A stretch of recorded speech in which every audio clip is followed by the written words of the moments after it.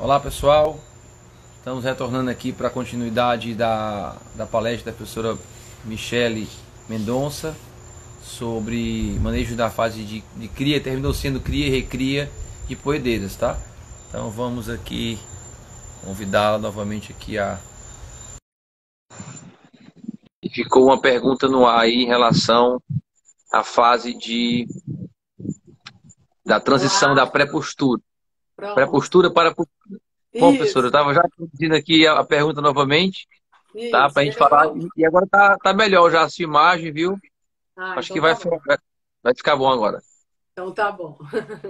Deixa o pessoal entrando aí que a gente volta, começa a falar da fase pré-postura, né? Que a gente estava falando Isso. antes.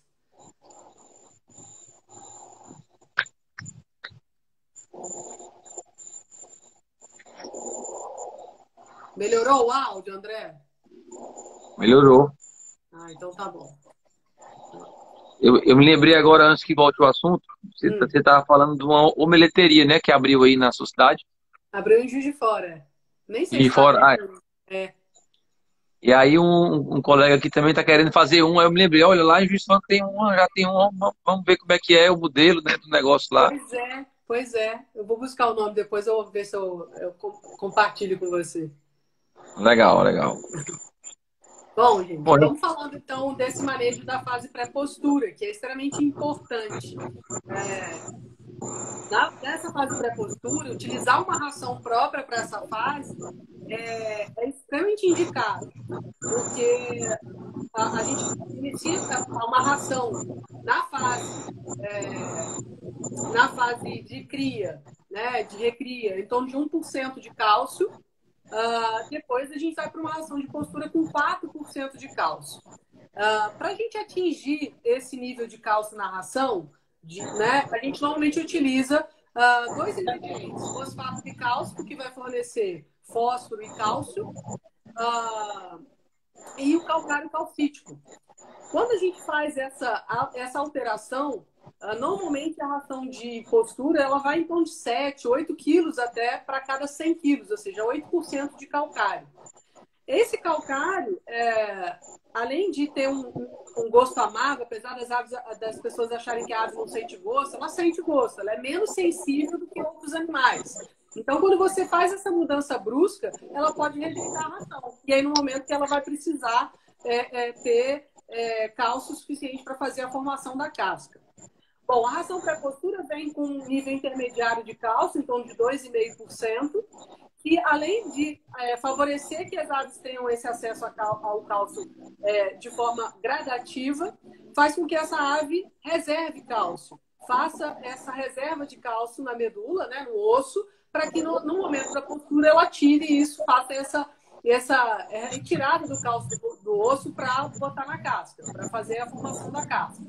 Então, essa ração pré-postura é importante para isso. Até para aquelas aves que, às vezes, estão adiantadas na maturidade sexual e aí, consequentemente, se ela recebe uma ração pronta de cálcio, ela vai começar a botar antes. E aí você tem aqueles prejuízos que eu falei, assim como o programa de luz, a partir da 10ª semana, se ele for crescente, essa ave vai começar a botar antes, ela não tem um tamanho suficiente para isso, ela vai ter prolapso de oviduto, ela vai apresentar todas essas questões, não atinge pico de produção, não tem persistência na postura. Então, a ração pré-postura é extremamente interessante. Quando que a gente vai fornecer? A partir de 15, 16 semanas de vida, e você vai fornecer essa ração até 5% de produção. Quando os 5% do seu lote estiver produzindo, então de 100 aves que você tem, 5 aves estão produzindo, você vem gradativamente fazendo essa transição da ração de pré-postura para a fase de postura. Então, ela auxilia muito. E aí você também pode, junto com essa ração pré-postura, e quando elas estiverem com 5% de produção e dando estímulos de luz crescentes até estabelecer um programa de luz natural e artificial 16 a 17 horas durante o dia. Então, você tem luz natural, mas artificial. Então, a gente vai, junto com a ração de postura, e aumentando gradativamente. 15 minutos a cada 2, 3 dias, vai aumentando até você atingir o fotoperíodo total. Mas a ração pré-postura não tem jeito de não usar. Eu até pus um vídeo aqui sobre alimentação, tem um vídeo no GTV, aliás, duas, que eu tive que dividir, e falando sobre a importância da utilização da ração na fase pré-postura.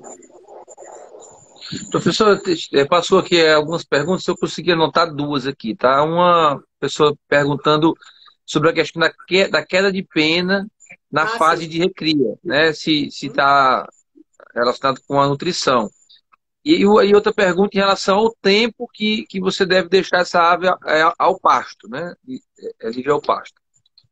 Olha, normalmente, vou perguntar do pasto primeiro. A questão do acesso a pasto, a partir de 28 dias, normalmente o pessoal deixa durante o dia, né? Naturalmente, a ave, se você tem um abrigo para elas, naturalmente, antes de escurecer, elas vão procurar o abrigo. Se esse abrigo tem puleiro, tem um local para que ela possa, né, se esconder, dormir, ela vai procurar esse abrigo naturalmente. Então, final do dia, normalmente a gente vai deixá-la durante o dia. Na fase de postura, o acesso a pasto normalmente é indicado após você recolher os ovos. Deixa elas presas até umas 10 horas da manhã, que a maior parte das aves bota até as 10 horas, faz a colheita dos ovos e deixa que essas aves tenham acesso a pasto após isso. Tá? Com relação às penas, existe um processo que a gente chama de muda natural. Tem a muda forçada, que a gente hoje indica como muda induzida, que após um ano de postura, você induzir com que elas entrem em muda, porque naturalmente a ave passa por mudas. Ela passa pela primeira muda, ali por volta da segunda semana de vida, porque ela cai as penugens, né? Vai saindo as penugens e vão crescendo penas. Então, com 14 dias, a ave está meio esquisita, assim, né? Ela tá meio... Tem penugem misturado com pena. Esse é um processo de muda natural. Próximo a 11, 12 semanas de vida, vai acontecer uma nova muda natural. Ou seja, ela vai começar a se preparar para a fase de postura. Então, essas penas que são da fase de cria, para a postura, vão ser novas penas. Vai acontecer um novo empenamento. Ela não fica peladona, sem pena nenhuma, mas esse processo de muda natural, ele é normal, ele é natural mesmo, e junto com o amadurecimento fisiológico da ave, preparando para que ela entre na fase de postura. Então, a queda de penas, né, não sendo excessiva, obviamente, normalmente essa perda de penas, né, que a gente vai ver no galpão, nessa fase de recria, é em torno de 25%, 20% do peso da ave, não mais que isso. E aí você vai ver o galpão com penas, mas porque elas vão passar por esse processo de muda natural. Tá, o outro foi do tempo do pasto, você já falou. Agora passou aqui uma pergunta um pouco relacionado mais na fase de produção, mas como a gente tem que colocar os ninhos antes, né, para as aves irem se acostumando, né? E aí a pessoa, na verdade, ele já tinha enviado essa pergunta, eu não entendi, na verdade, que ele pergunta se deve ser ninho coletivo ou ninho individual, né? Bom, se está criando a piso, não tem como ser individual, né? Elas vão estar ali usando o ninho coletivo, né? Isso, isso. Os ninhos, normalmente, a gente vai considerar, se for um tamanho padrão, que é 35 por 35 por 35, né? Altura, largura e comprimento. A gente chama isso de boca, esse espaço de 35 por 35 por 35, a gente chama de boca. Essa boca, a gente vai programar, vai regular para uma para cada 4 a 5 aves. Então, elas vão fazer a postura, a gente vai considerar o número de ninhos, o número de bocas, conforme o número de aves que você tem. Assim como a gente faz a distribuição de comedouros e bebedouros, conforme o número de aves. Então, o ninho também vai ser assim. O ninho você vai colocar a partir aí das 16, 17 semanas, já pode colocar os ninhos para que elas possam se ambientar com esse novo equipamento ali no galpão, tá? E começar a preparar ninho. Mesmo que você tenha o material de cama, tal, o ato dessa ave visitar o ninho é extremamente importante para a condição de produção de ovos, certo? Então, o ninho a gente vai regulamentar dessa forma. Cada boca, né, sendo esse espaço, uma para cada 4, 5 aves. E existe uma hierarquia, elas vão existe um grupinho, eu costumo dizer que elas fazem grupos e fazem a postura sempre no mesmo ninho. Elas escolhem aquele ninho e aí elas fazem a postura naquele ninho, né? E sempre tem uma que bota antes, a que espera as outras botarem e fica lá no ninho guardando o tempo ali. Então, em torno de 4 a 5 aves para cada boca de ninho, para cada espaço desse. Professora, tipo de ninho, assim, eu já visitei muitas propriedades que usam balde, usam caixa, usam de madeira, que é o mais comum, com tipo madeirite, né? Tem assim, e também a gente sabe que o ninho, ele tem que proporcionar um conforto, né? Tem que ter um ambiente ali, não pode ser muito claro, né? Tem alguma recomendação específica para ninhos, assim, de tipo de formato, do caso de um em cima do outro, ou materiais que não são legais? Eu vi agora uma caixa, dessas caixas de fruta, Supermercado? não, é caixa plástica, que é toda vazadinha, Sim, deitada, sim. tá? E aí, no caso, até facilitaria que a raspa caísse, né? De repente vai ter que, geraria até uma certa renovação daquela raspa ali. Uhum. Tem alguma restrição em relação a tipo de ninho assim, que possa prejudicar a produção? Não, a gente recomenda sempre que tenha um material para absorver a umidade das excretas e tudo mais, e até você não tenha um contato direto do ovo com a superfície do ninho, porque você pode promover quebra e rachaduras, às vezes rachaduras até internas. Então não há restrição, desde que você tenha esse espaço, pelo menos o mínimo de espaço, que é esses 35 centímetros, né? 35 por 35.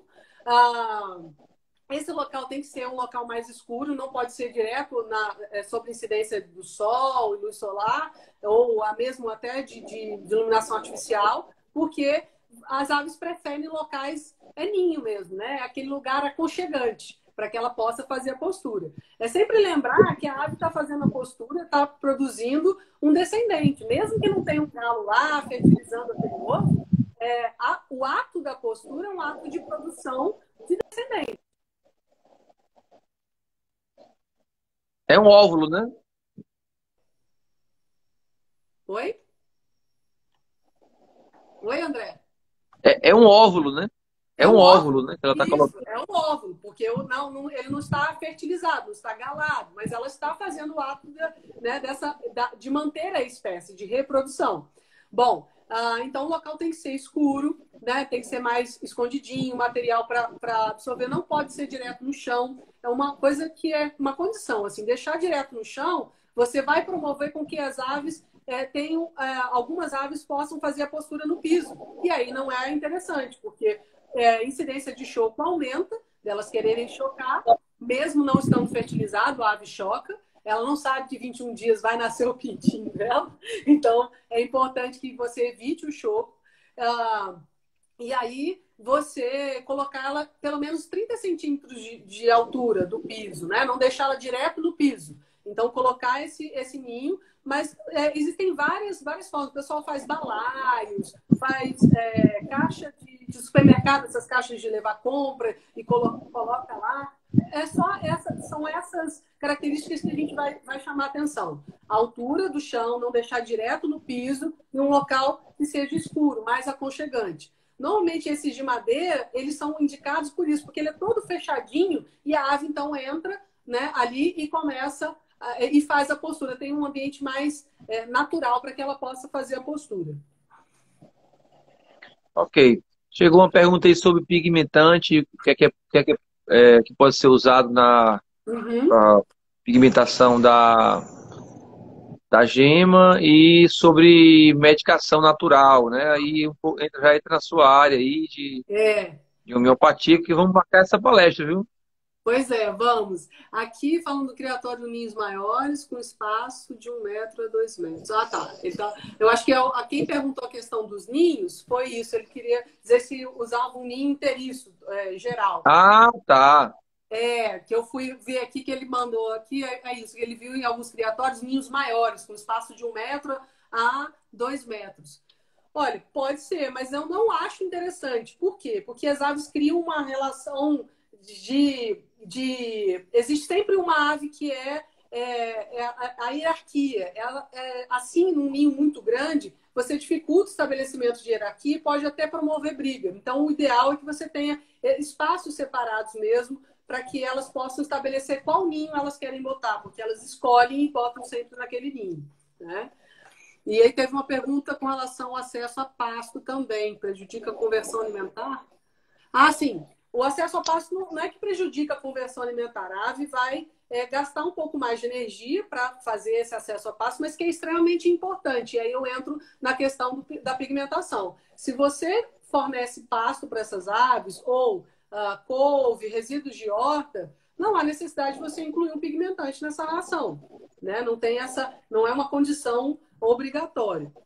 Com relação à pigmentação, você tem pigmentantes naturais, que hoje tem sido utilizado bastante o urucum, que ou o óleo ou a própria ele em pó, né? Ele triturado, ele em pó, fornecido na ração. Esse seria o urucum é um pigmentante natural, e a gente tem outros pigmentantes sintéticos, mas que na produção caipira não é tão interessante de se utilizar, até por algumas restrições, né? Por algumas restrições. E a outra pergunta, qual que foi? Não, tem algumas pessoas que pediram para falar sobre os poleiros. E Sim, quando eu isso é falei da obrigatório. homeopatia, já tem uns 4 inscritos aqui para a palestra de homeopatia. Viu?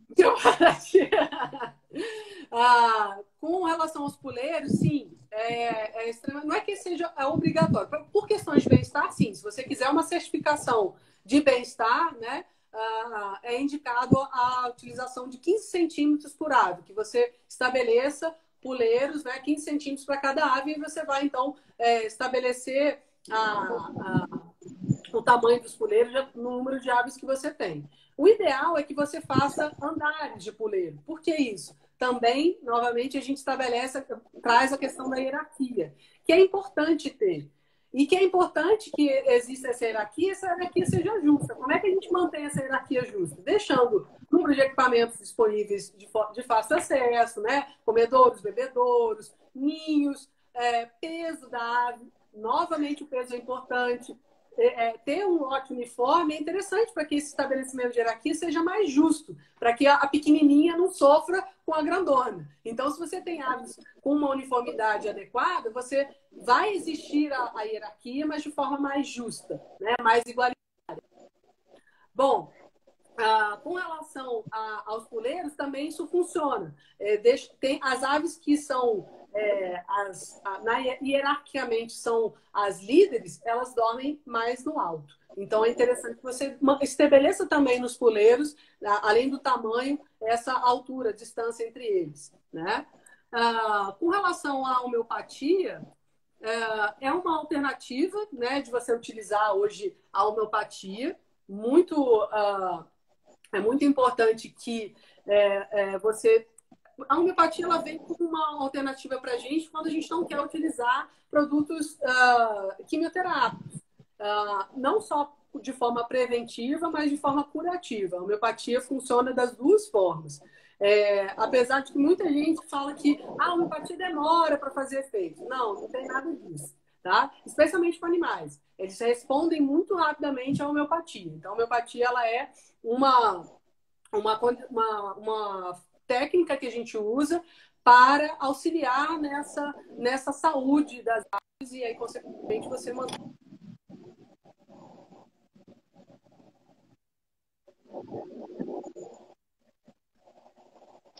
Professora, eu vou procurar responder aqui umas perguntas sobre a questão de quantas aves dentro do galpão, né? A legislação fala em 7 aves, né? Em 7 aves aves por é o metro quadrado. máximo, né, de aves por metro quadrado, né?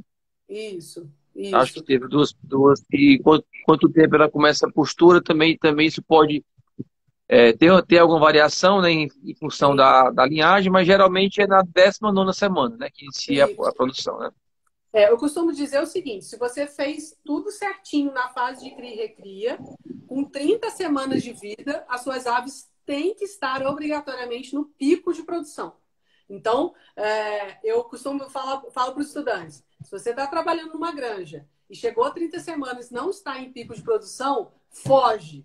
Foge porque você fez alguma coisa errada na fase de cria e recria. Então, com 30 semanas de vida, obrigatoriamente os lotes têm que estar na fase de pico de postura, que é o máximo de produção, né? O pico de postura é quando as aves vão falhar menos. A gente vai considerar acima de 90% das suas aves em produção, vai ser considerado pico de postura. E elas normalmente, esse pico vai durar de 25 até 45, 48 semanas. Professora, tem perguntas aqui relacionadas ao tamanho do ovo. Já Uhum. tentando, já pulando para a palestra seguinte, mas o que é que influencia o tamanho do ovo? A alimentação está ligado a isso, a idade? Poderia tocar nesse Sim, assunto também? sim, o tamanho do ovo aí está influenciado pela nutrição, especialmente dois nutrientes estão relacionados, que é o ácido linoleico, que é um ácido graxo, e a metionina. São dois. Está relacionado com o tamanho do ovo. A idade também está relacionada com o tamanho. O peso corporal também relacionado. Então, a quantidade de ração nutricional, qualidade nutricional e quantidade de ração, idade, a genética também influencia, dependendo da linhagem, você tem diferentes tamanhos de ovos. Basicamente é isso. Temperatura do galpão também influencia o tamanho do ovo. Temperatura, porque está relacionado com o consumo de ração. Então, se você tem uma temperatura mais alta, você tem, consequentemente, uma redução no consumo de ração, e aí você tem problemas aí com relação à postura e a tamanho de ovo também. Surgiu aqui uma pergunta, a pessoa tem um lote com 28 semanas que queria presa, e Uhum. agora ele está querendo soltar. A ave vai sentir, isso vai ser, você acha que vai ser prejudicial à produção, já que ela não teve o hábito, né, de ficar solta durante a fase de recria? Não vejo problema, até porque a gente já fez uma pesquisa com isso, né? A gente criava as galinhas em gaiola, e passamos por uns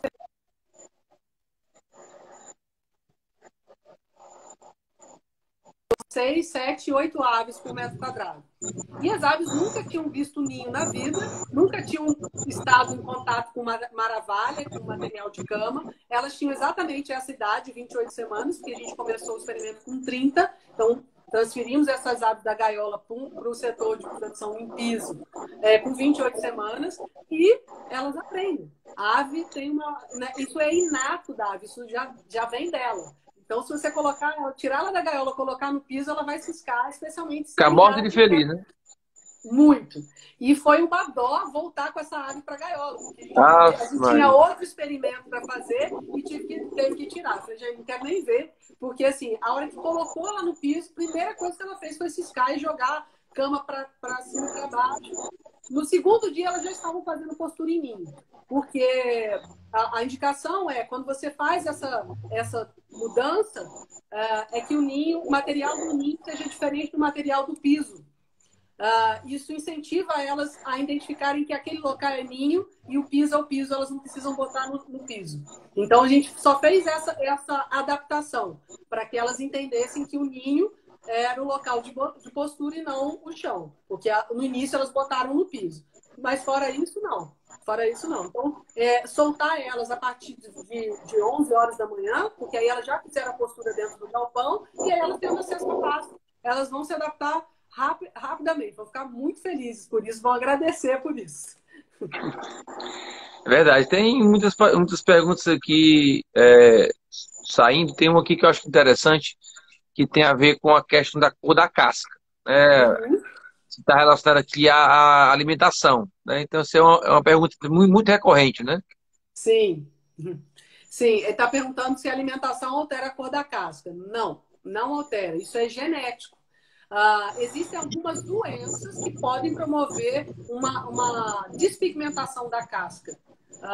Bronquite infecciosa, podem causar EDS, que é a síndrome da queda da postura, mas com a vacinação, se você foi feita essa vacinação, ah, né, antes dela entrar em postura, ok. Mas a alimentação por si não altera a coloração da casca. O que altera a coloração da casca é a genética, que a gente não consegue manipular isso de forma, né, nutricionalmente. A gente altera a cor da gema, não a cor da casca.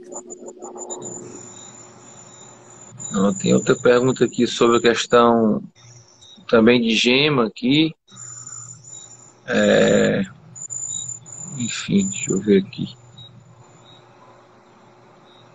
Não estou conseguindo ler toda a pergunta. E a última aí. Eu só vi um vídeo de um criatório com incidências sociais falando sobre o complemento alimentar que tornaria a gema do ovo mais vermelha.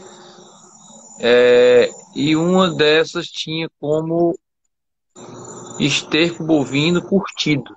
É Isso. isso? Na alimentação da É, ave? tem algumas pessoas indicando, né, esse uso do esterco. Na verdade, se você deixar a ave solta e tiver vaca na propriedade, elas vão consumir o esterco. Tá? Então, assim, o que a gente preocupa é com relação à biosseguridade disso. Ou seja, a qualidade, né, a questão de não estar contaminado, enfim, tem que observar com relação a isso. Mas não é uma coisa assim, falar que não se indica o consumo. Isso vai depender muito da qualidade desse esterco. De fato, vai ficar mais pigmentado, por quê? No esterco, o que a gente encontra no esterco bovino?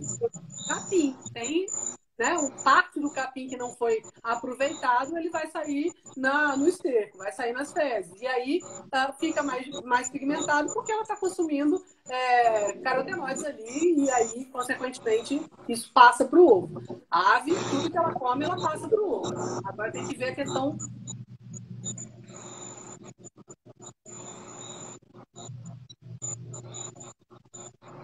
As aves que vão a pasto têm algum risco de Ok. oposição de.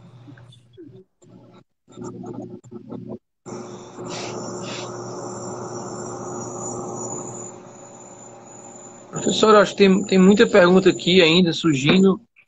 Acho que tem uma que fala aqui sobre. Eu perdi aqui. Acho que tem uma perguntando sobre as aves que vão a pasto, se elas podem fazer a postura no piquete. É isso? É, é isso. Pode acontecer, E sim. tem Eles também pensam. perguntando aqui sobre a questão aqui de.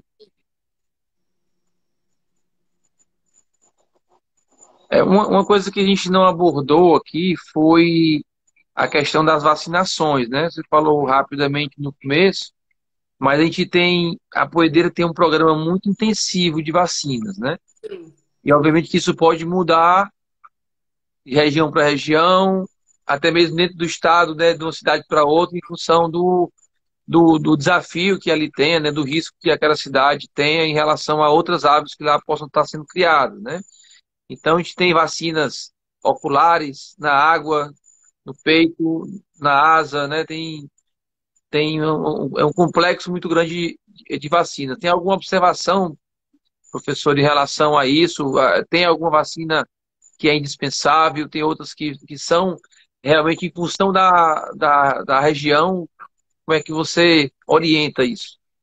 Normalmente eu oriento que verifique quais são as.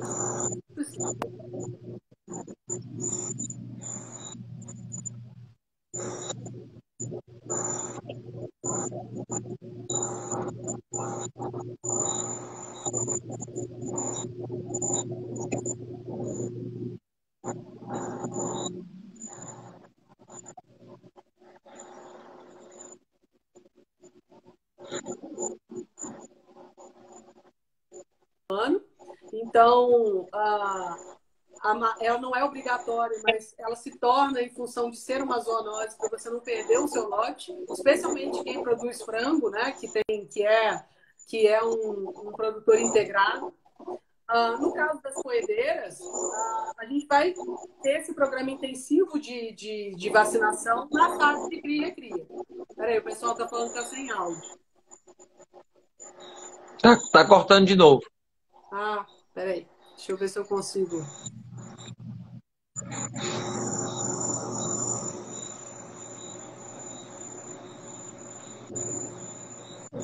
E agora? Melhorou? Melhorou? Melhorou.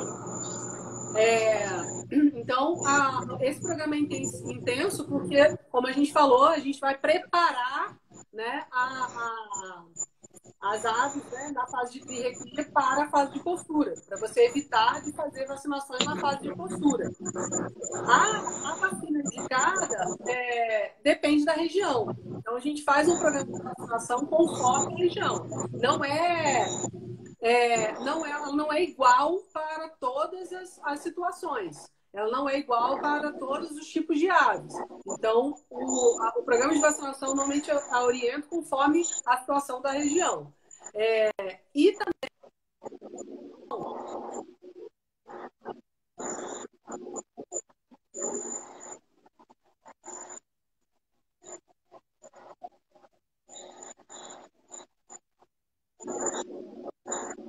Nossa.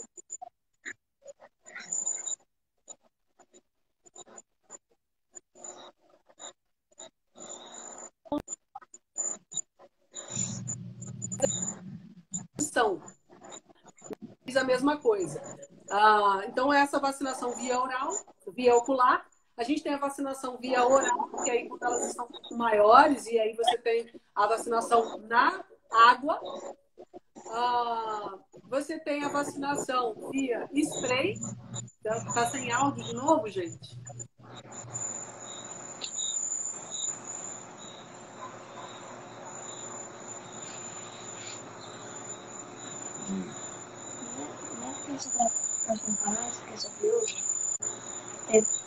Hoje a internet não está ajudando a gente. Tá não. Pronto. Ela cansou a semana todinha, professor. Oi? Ela cansou, né, a semana todinha trabalhando muito. É verdade. Bom, então a via ocular, que eu falei anteriormente, né? A ocular é no olho para lote pequeno e ave pequena.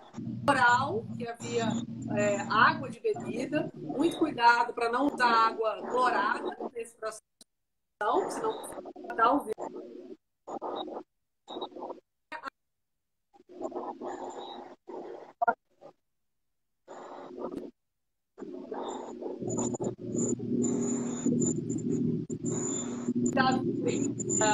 Qual tipo de vacina que você vai utilizar? A vacina viva, usar as vacinas, tem que ter todo um cuidado com a vacinação, com essa via de aplicação. A via stick, que é a bomba aviária, a gente faz na membrana da asa. Então, naquela pelinha da asa, a gente vai fazer a via stick, que é a via picada, que a gente vai fazer na membrana da asa, que é a bomba, normalmente a gente vai utilizar, e é injetável. Né? A injetável, que é intramuscular ou a subcutânea, que normalmente é a primeira vacinação. Essas vacinas que são injetáveis, a gente vai utilizar para vacinas inativadas, vacinas que a gente fala que são mortas. Por quê? Porque elas produzem uma imunidade de forma mais longa. Né? Então, normalmente a gente vai incluir, a gente tem vacinas múltiplas aí, para várias doenças, às vezes para 8, até 6 a 8 doenças juntas no mesmo frasco de vacina. E aí vai ser intramuscular, no peito ou na coxa. Lembrar sempre que a gente vai priorizar essas vacinas para o final da fase de recria. Essa via de aplicação de vacina vai ser no final da fase de recria para garantir a produção de imunidade ao longo da fase de postura. Normalmente a gente vai incluir a EDS, que é a síndrome da queda da postura, coriza infecciosa, né? Deixa eu esquecer aí mais coisas. Newcastle normalmente se repete, bronquite, bumboro. Então, Encéfalo, Oi? encéfalo, né? Isso, Encefalomielite. a encefalomielite, também micoplasma, pode ser incluída nessa linha. Em alguns casos, a micoplasma é incluída. Eu sei que em Baço, a região de Baço, é uma região endêmica para micoplasma, e aí estão livres agora, mas em função de vacinação. Então, não é fixo, o programa de vacinação não é fixo. Mesmo para a sua região, ele pode acontecer alterações conforme o tempo. Às vezes, por alguma condição de ambiente, ou alguma doença que chega, né, e pode comprometer. Então a gente não fixa e fala, é receita de bolo, é só esse que eu vou usar para o resto da vida. Não. Há uma necessidade de atualização do programa de vacinação conforme a necessidade. Ok, eu acho que de perguntas aqui, eu acho que já está.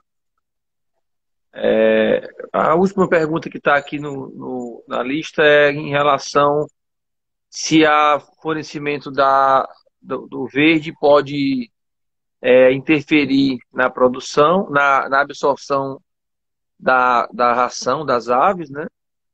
E se ele tem que fazer algum intervalo com isso, em relação a isso. Querendo comprar vacinas aqui depois, se for no Ceará, eu consigo atender. Da Cama de vacina? frango, a melhor cama de frango que é aconselhada, que tipo de cama. E aqui uma pessoa relata aqui de uma doença que torce o pescoço e depois morre. O que é isso? Tá. E se pode usar a vacina mais de uma vez, né? Sim, você vai repetir as vacinas, né? Você pode repetir por via de aplicações diferentes. Por exemplo, você pode vacinar no início com Newcastle com boro via água. E aí prioriza a vacina injetável, a vacina, né? Newcastle com boro, se você for repetir, injetável para a fase final de recria. Com relação ao material de cama, depende da região. Eu costumo dizer que você vai utilizar o material de cama conforme a disponibilidade. Lógico que a gente tem algumas variações aí. Material de cama tem que ter uma capacidade de absorção de umidade, mas também de dissipação dessa umidade. A gente vai sempre movimentar esse material para liberar a umidade que fica normalmente embaixo, né, em contato direto com o piso. Na região aqui de Minas Gerais, especialmente Rio Pomba, né, onde é o Instituto Federal, o BAR, é um polo moveleiro, ou seja, tem muitas fábricas de móveis. A gente usa normalmente Maravalha, as lascas, não é a serragem. A serragem é um pó mais fino, não é tão indicado porque ela emplasta muito. Então a gente usa essas cascas, a Maravalha. Tem que tomar cuidado para não utilizar madeira que foi tratada.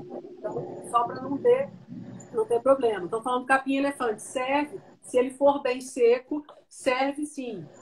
Casca de arroz, casca de café, são todos materiais possíveis de serem utilizados, processados, bem secos, e aí você evita a proliferação de doenças e alta umidade. Uma coisa que a gente chama atenção é que, independente do material de cama que você utilize, no ciclo de proteção é importante, nos primeiros 7 dias, você forrar embaixo dos comedouros com uma folha de jornal ou sombrite para evitar que a ave tenha acesso ao consumo da cama.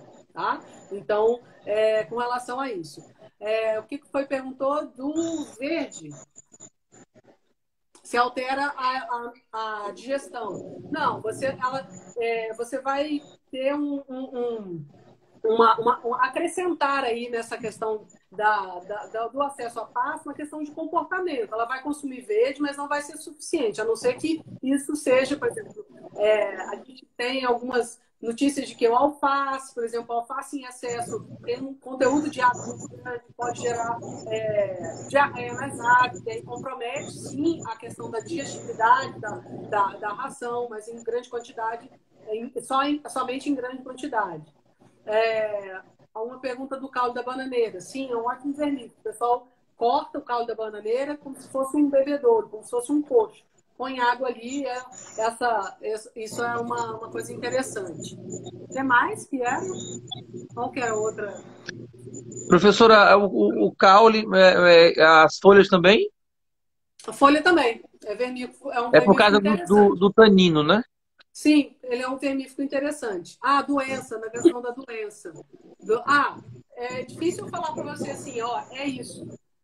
Existem vários sinais clínicos de doença outros. Normalmente, a Newcastle ela é uma doença que é bem característica disso, dessa torção, porque dá problemas neurológicos na ave. Mas não tem como afirmar para você, olha, é Newcastle ou é determinada doença. Precisa ter uma confirmação, né? Uma coleta dessa ave e uma análise para confirmar que tipo de doença. Então, eu não gosto de ficar falando, afirmando que é uma doença ou outra, porque a gente nem pode, porque a gente não tem ferramentas para isso. Porque existem outras doenças que confundem. Pena arrepiada, ave entorta o pescoço. Então, existem várias situações que podem levar a isso. Ah, uso na alimentação do capim-elefante. O que sobra serve como cama. Sim, pode ser. Você pode utilizar o capim. É um excelente material para ninho também. A gente normalmente utiliza ou a citronela, ou capim-cidreira no ninho, capim-elefante, porque ele absorve bem o impacto ali da postura e tal. Então, ele é interessante. Não sei, deixei de responder mais alguma coisa? Não, só que estão perguntando se vai ficar salvo, né? E algumas pessoas perguntaram. Eu já vou salvando lá na página da Agromix, vai ficar lá guardado para sempre lá. Sim, eu compartilho também nos stories para o pessoal achar o caminho, Tá. tá? Tá perguntando aqui por último aqui sobre a moringa. A moringa para vocês é a abóbora? Não, não. Moringa é uma árvore de médio porte, um arbusto, que tem uma vagem com as sementes que aqui no Nordeste se usa muitas vezes para poder decantar água. E essa Hum, planta também é utilizada na alimentação. sim, sim. Você não tem por aí, né? Então. Não, não tem por aqui não. Não tem por aqui não. Eu não tenho informação sobre ela. É. Sobre a árvore, né?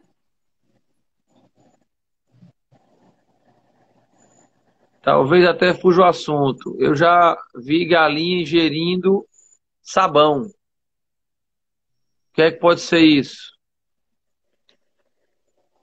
Isso é Olha, Covid, né? Estamos isso é lavando as mãos ali. olha, sinceramente, assim, comendo sabão,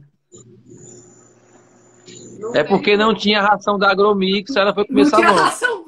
Pois é, tava faltando sódio, né? Porque tem muito, né? O pessoal tá falando ovo ecológico, tá falando que é uma fonte de proteína medicinal. Sim, se é uma leguminosa, sim, não tem restrição de consumo, não. Pode ser fornecido para as aves. Eu vou pesquisar sobre a moringa, porque eu não, de fato, não conheço. Não é da nossa região aqui, né? Então, acaba que a gente não sabe. Desculpem, gente, mas eu vou procurar saber. O outro botou falta de ração. Fato. Não é comum a ave, porque ela tem um mínimo de sensibilidade gustativa, de sentir gosto. Então, o consumo do sabão não é uma coisa que eu tenha visto que eu possa sugerir algo. O que a gente tem normalmente no sabão é sódio, né? Tem sódio ali. Então, não imagino assim um consumo, E né? óleo, né? É óleo, óleo e sabão e É, sódio. Então, é. não sei. É, com relação à solução para canibalismo. Olha, primeiro você tem que saber a causa desse canibalismo. Por que está acontecendo isso? O ato de picar é normal. O canibalismo é um comportamento que a gente chama de agonístico. Não é interessante. Ela está mostrando que algo está errado. Pode ser por excesso de aves no galpão,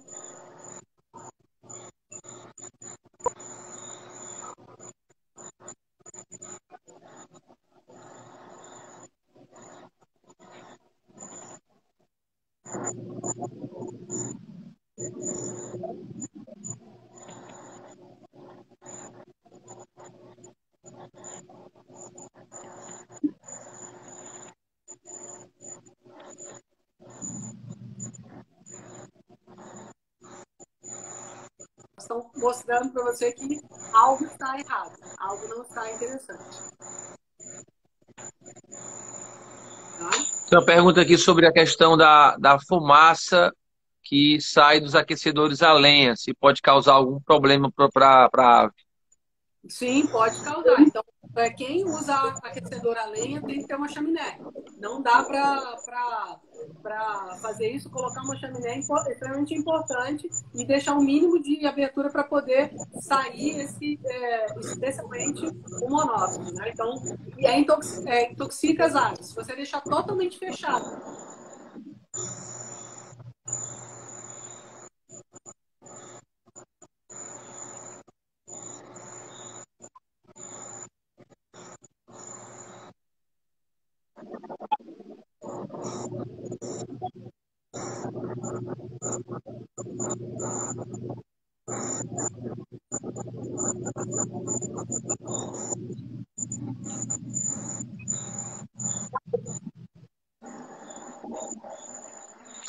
Professor, eu acho que a gente já avançou muito aí, né? Até fugindo um pouco aí do tema central da palestra, né? Eu acho que as perguntas já também foram bastante contempladas. Eu procurei ler as perguntas que tinham sido colocadas antes e as que foram surgindo aqui, tá? Vai ficar gravado. É, agradeço muito, mais uma vez, professor, essa oportunidade de compartilhar com a gente.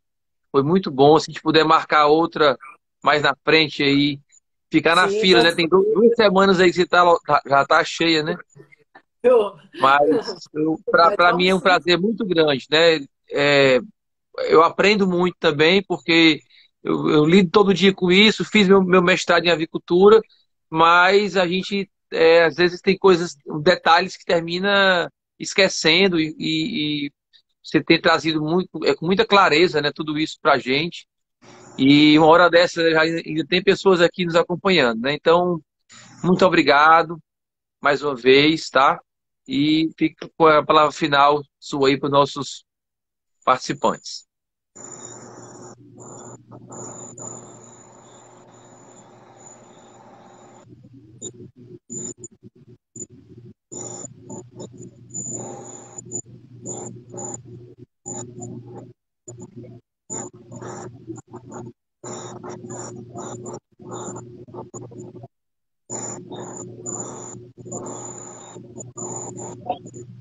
À disposição para a gente marcar outro, conversar e trocar ideia.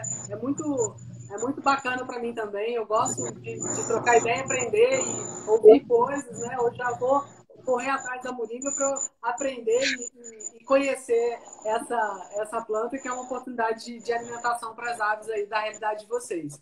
Então, eu fico à disposição, sim, para a gente conversar de novo especialmente com relação à homeopatia. A gente tem que conversar sobre a questão da homeopatia, que depois da live, a última live, todo um monte de gente mandou mensagem, qual que vai ser e tal. Gente, vamos conversar ainda com a gente, a gente vai organizar isso. Joia, bom demais, professor. Então, muito Tá bom? obrigado, boa noite, bom final de semana, tudo de bom aí, até a próxima. Um abraço, pessoal, obrigado por ter ficado aqui com a gente. Boa noite, tchau. Tchau.